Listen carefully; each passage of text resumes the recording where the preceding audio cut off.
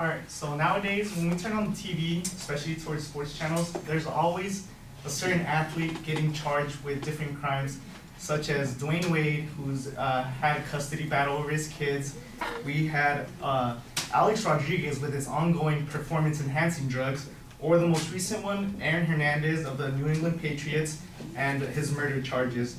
Now, some people might think, why should my kids look up to these people as role models when they're doing such bad things? And my perspective of what a role model is, it's someone who inspires, someone who gives back to their community, and someone who helps out others in times of need, like major crises. Which is why I believe role models, athletes should be considered role models. My first example why they should be considered role models is because athletes actually give a lot back to their community, to where they came from.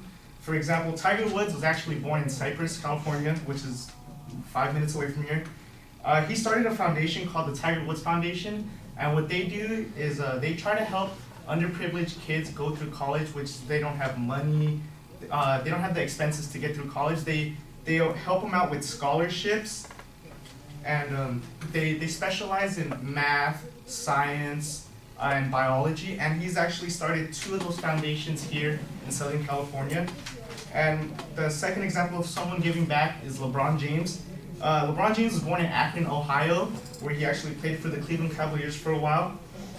During his time growing up and learning how to play, he played at a certain Boys and Girls Club, which he described as being very dark at times, and it wasn't always openly because they didn't have the means to keep the facility running. So what he did after all the millions that he gained, he donated $240,000 to help renovate and keep that gym alive, because that's where he came out of, and he says there should never be a door closed to their dreams. And what he's trying to say to that is he figures if he came from a place where it wasn't as good, if he renovates it, he was trying to other kids that go through there, they could be potential lawyers or doctors, so he's trying to keep it up and running so other kids can follow his footsteps and be even greater than him. And which leads to my second example is athletes helping out during crises. Many athletes, they use their fame to help out during these crises. For example, like you see, when Japan hit, there was a lot of athletes who actually, the tsunamis in Japan in 2011, when they hit, a lot of athletes helped out with bringing in donations. For example, Ichiro Suzuki of the New York Yankees, he donated $1.2 million because that's his native land, that's where he was from, and he felt the need to help out. And also, the NBA helped out a lot too. The Washington Wizards and the Los Angeles Lakers each donated $100,000, $100,000, I said that right? $100,000 to this relief to help in any way they can. And aside from them donating, NBA stars LaMarcus Aldridge, Mark and Paul Gasol, Russell Westbrook, and Derrick Rose each during one game, they agreed to donate $1,000 for every point they scored that game. The 2 main stars, Derrick Rose and Russell Westbrook, they scored a total of 69 points, so that was $69,000 out of their own pocket, and they used that to help out during crisis. Now, the biggest person I know that helped out during a crisis was Drew Brees. Drew Brees is the NFL quarterback out of the New Orleans Saints.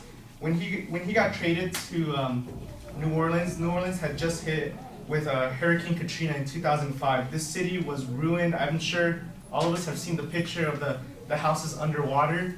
And in 2007, he joined a program called Operation Kids. This operation was set to rebuild schools, playgrounds, parks, and after-school programs for kids. And I remember in 2009, when they won the Super Bowl, Drew Brees says it wasn't about winning the Super Bowl, it was about giving the city hope, and which he did. And the way he did that was he was inspiring the city of New Orleans to believe in not just him, but to rally around the team so they can have some good to believe in. And he also said that he was giving them he was giving them a couple of hours to escape the tragedy they have been to, just to enjoy good old-fashioned football. And which leads into my third point, which a lot of these athletes, they participate in, for example, one is called Make-A-Wish Foundation. This isn't the only type of foundation that there is, and these types of foundations, it's for children who are dealing with life-threatening diseases and conditions, and they often make wishes and say they want to meet some person, this person, and what the foundation does is they try to reach out to that person and let them know this kid wants to meet with them. There's a story of Tiago. He was born in Brazil, and he was adopted in the States, and he was a local star, a basketball star at his high school. And one day after practice, he was telling his mom he was feeling a bit tired, his body was weak, and they took him to the doctor to go get a checkup, and they gave him the sad news of he has cancer at the age of 15. So his mom knew that his favorite star, again, was LeBron James. And I'm not saying LeBron James is the only person who does this. This is just my favorite athlete. Other athletes do this, like Kobe Bryant participates in it, Chris Paul participates in it, Shaquille O'Neal participated in it, and the list can go on of people who participated in this type of foundation. But when LeBron James found out this guy had cancer, what he did personally on his own time was he went to his house, he sat down with him, had a talk, and then he invited him the next 2 days to his facility to watch him train, to actually participate in training with him, and then the next day they got to watch courtside seats to a Miami Heat game. So he's like, Tiago was overcoming stuff and he needed a little inspiration, and just by seeing a professional athlete, that gave him that inspiration to keep on going through his through the tough times that he was having. So through giving back to the community, through tough times of tragedy and inspiring others, this is why athletes should be considered role models. They contribute in many ways in society, and just because the only ones that get televised are the bad ones shouldn't mean that they shouldn't be considered role models. Thank you.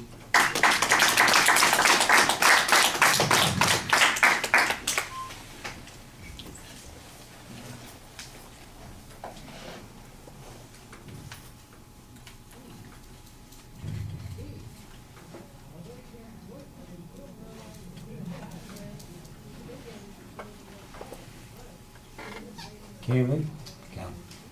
I like your definition of what a role model is. You have good examples of athletes and how they give to the community during tragedies, or like how they help through a foundation. And it also gives us an idea that there's more to athletes than just them playing. Like, they have a life and they are good people. Your voice production was good, just the paper was just kind of distracting. You looked down kind of a lot, but in the middle you got like, you had pretty good eye contact. Like, there's some ways you looked at it a lot, and then you had pretty good eye contact too. And a good visualization by bringing up Hurricane Katrina too. So overall, good job.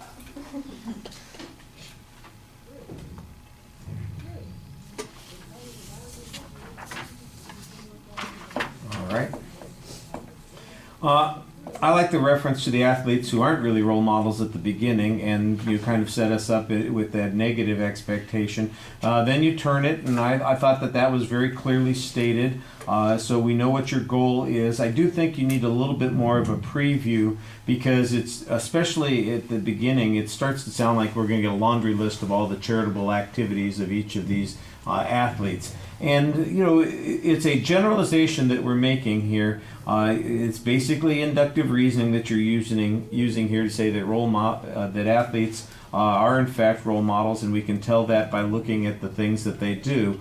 You know, you say here are a few that have done something awful, but the vast majority of them have done something amazing, and you know, you're going to go through a list of some of those things. I think that's a good start. I think it would be really helpful to be able to generalize that a little bit more with some additional information. My guess is that almost all athletes who are in professional organizations participate in some kind of charity that their team is associated with. Plus, have, you know, the stars, of course, have their own kinds of programs that you're talking about. when you say Tiger Woods should be a role model, well, maybe he should be a role model for his charitable contributions. I'm not sure he should be a role model for how to leave your family life. That's probably not such a good sort of thing. And I think you need to, the idea about what a role model is.